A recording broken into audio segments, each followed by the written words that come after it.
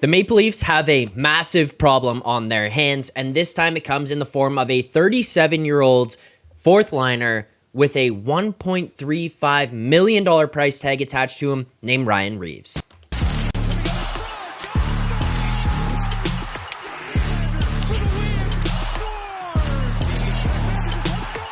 Welcome back to Third Man In. I'm Zack Phillips, and in today's video, we're going to be breaking down just exactly what the Maple Leafs might do here with Ryan Reaves.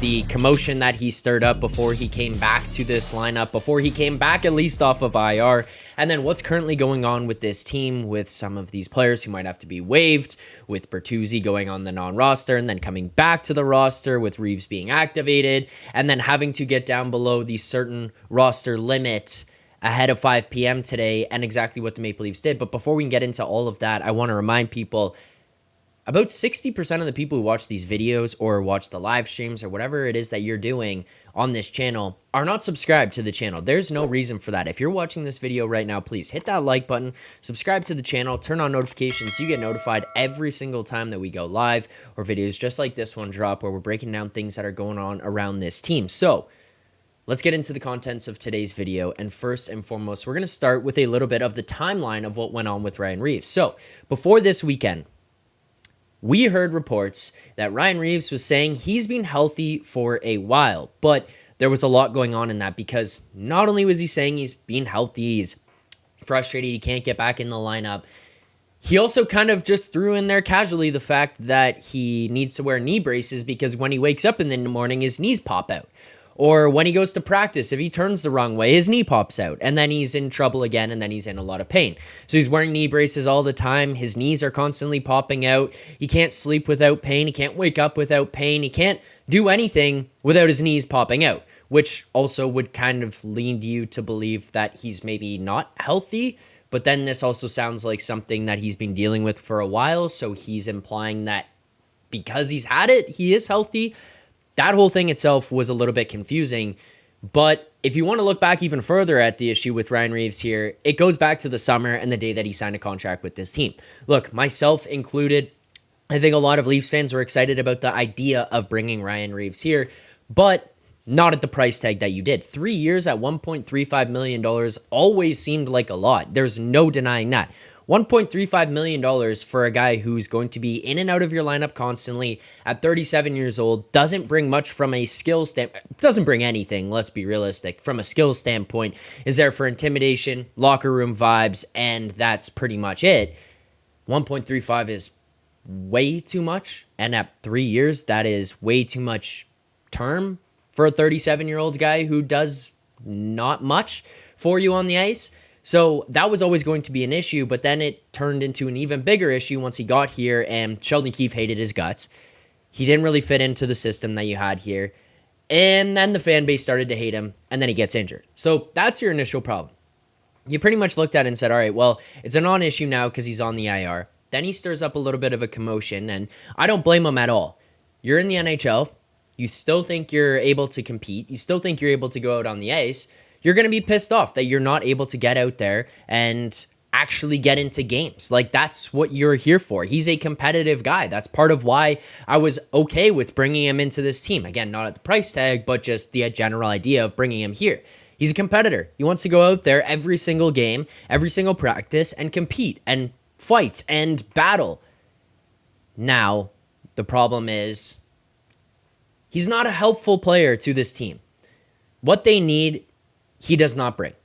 So you are at a crossroads here with Ryan Reaves and the fact that your roster is at max capacity, and on top of that, the fact that he's at $1.35 million.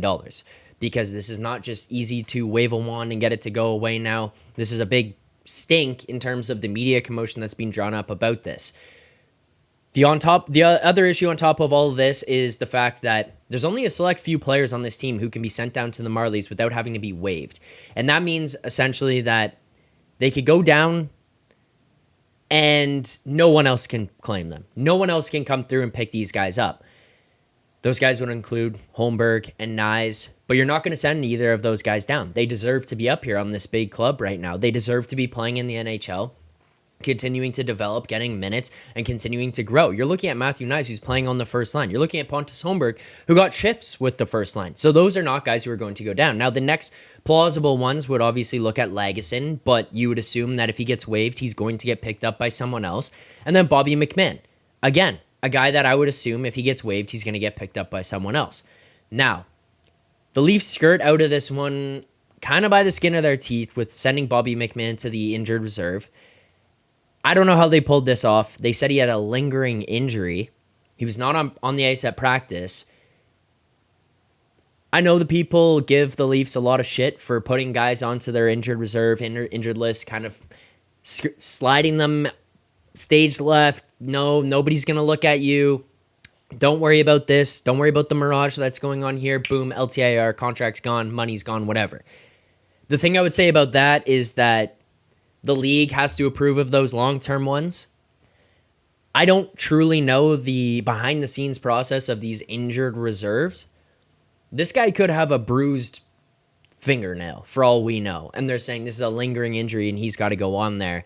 And they're just going to have to deal with it for the time being because you obviously don't want to lose Bobby McMann for nothing. You don't want to just let him get to waivers and have someone else come through and pick him up.